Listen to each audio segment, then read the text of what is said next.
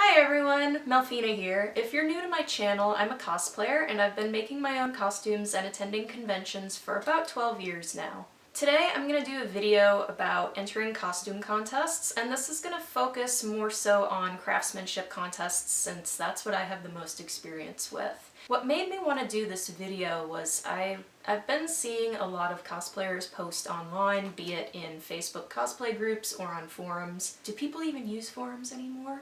I've been seeing cosplayers ask something along the lines of, I've been cosplaying and entering contests for X amount of years now and I still haven't won anything. What am I doing wrong? Why am I not winning anything? Why? Why? Oh god, why? Honestly, you're probably not doing anything wrong per se. Honestly, a lot of it boils down to skill, but a lot of it also boils down to luck, which you can't always control. So hopefully my advice will help you be more successful in costume contests. It'll definitely help you have a better time. I'm going to start with the planning stages of your costume. A lot of cosplayers decide in the planning stages whether or not they want that costume piece to be a competition piece or not. For competition pieces, you definitely want to document your work well. You want to take pictures of your construction process and definitely pay attention to new skills and techniques that you're learning along the way. If you're fairly new to cosplay and this is going to be one of your first contests, I would advise you to enter a competition at a small convention. This will be a lot less overwhelming for your first time entering, and you'll have less competition as well. In the planning stage, you also want to choose a costume that would be contest worthy. Definitely want to make something that will stand out and that will showcase a lot of different skills. Try to steer clear of really simple designs, because as lovely as a really well-constructed sundress may look, at the end of the day, at a contest, it's still just a sundress, and more than likely there are going to be a lot of other competitors in your division that have something a little more elaborate. But on the other hand, you don't want to choose something that's really outside your skill level either. If you make something really well, that's going to stand out over making something big and flashy, but having it not come out very well. I've seen this a number of times with judging contests where someone will walk in with a really flashy costume, lots of armor, maybe a prop, but when you look at it close up, the armor is really not that smooth, it has a lot of lumps in the finish, it's not put together all that well. And I know for me personally as a judge, I favor costumes that are well put together over something that may have a flashy element to it, but it's not actually that well done. As far as my experience with competitions, I've been entering since my first convention in 2004, which was Anime Festival Orlando. I didn't win anything. I actually didn't win anything for a few years. Having that experience and those opportunities in costume contests to sort of network with other cosplayers and talk to other cosplayers really helped me improve my craftsmanship. So yeah, I've won some, I've lost some. As the years went on, I started judging more competitions, so I've been on that side of the table as well. At the con, you definitely want to bring a printout of your reference material. I know that's kind of archaic to say in this day and age since, everyone has a cell phone and everyone has access to the internet usually, but I just think it's a really good idea to actually print out your character design because it's a lot easier for a panel of, say, 3 or 4 judges to all look at an 8.5 by 11 printout of your character's design than it is to, have to pass around a cell phone and maybe have to scroll and zoom in on parts to really see the design. This step is optional, but in a lot of cases it will help you.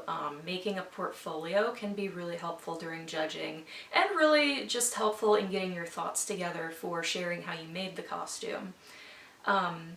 Most contests don't require a portfolio, but I know some of the bigger ones do.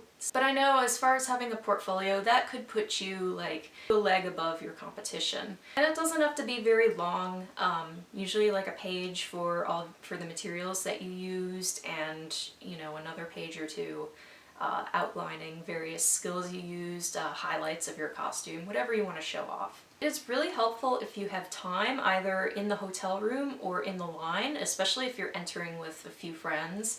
It's really helpful to rehearse what you're going to say when you get into prejudging. Or at the very least, practice in front of a mirror, or sort of practice to yourself, run it over in your head, what your highlights are, and what you want to talk about on your costume. Going into prejudging is probably the most important part of the process. Definitely want to bring some comfy shoes with you if you're wearing really uncomfortable heels or shoes for your costume, because you're usually waiting in line before prejudging, and then later on in the day you'll be waiting before the actual show starts. Your attitude also says a lot when you go into judging. You definitely want to be enthusiastic and positive about your work. Another thing I really wanted to mention that not a whole lot of people address is it is completely normal to be nervous during prejudging. Try not to beat up yourself if you feel like you stumble over your words, or you feel like your heart's about to beat out of your chest, or you feel like you look nervous, because more often than not, no one else but you is going to notice that. And even if you are noticeably shaking or noticeably nervous, the judges aren't going to hold it against you. More than likely, they're going to understand because they've been in your shoes before. This is kind of a no-brainer, but you definitely want to stay hydrated and stay fed throughout the process. You want to be prepared to spend the entire day in your costume. It's not unusual for a contest to last pretty much the entire day. Usually how it goes is you'll have prejudging in the morning, so say your prejudging time is at 9 o'clock. That means you'll probably have to wake up and start getting into costume, grab a quick bite to eat around 6 or 7. Then you'll go off to judging, and hopefully you'll be on time. And then after prejudging, you'll usually have a little bit of time to grab a meal and relax for a little bit before you have to line up for the actual show. And the actual stage part of the show usually takes place in like either the late afternoon or the evening. As far as what judges look for clean craftsmanship, and that generally is how well made your costume is. If you took the time to finish your seams, if you don't have any visible loose strands of thread, if all of your edges are nice and even, judges are going to notice that. Skills used. This has to do with the complexity of your costume and the techniques that you may have used. Judges usually like to see a variety of techniques used on a costume. Accuracy to the design. This is really why you want your reference material to hand to the judges, so that they can see if you're being true to the design or not. Overall character likeness and look. This is sort of the overall end product of your costume and your wig and your makeup and how you present yourself in costume. And in some instances, stage presence can factor pretty big into your costume as well. Of course, saying this, all judges are different and may prioritize different things. And finally, if you didn't win, try not to sweat it too much.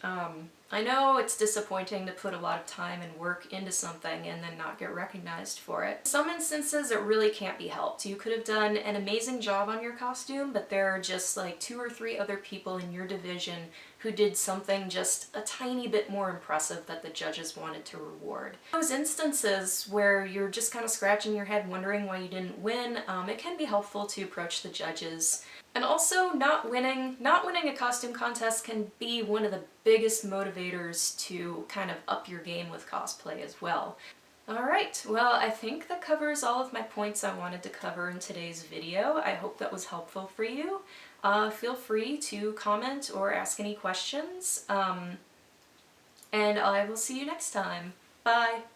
Hey everyone! So today I'm going to be doing something a little bit different. I'm going to be doing a makeup tutorial for the character Undertaker from the anime series Black Butler. And the wig and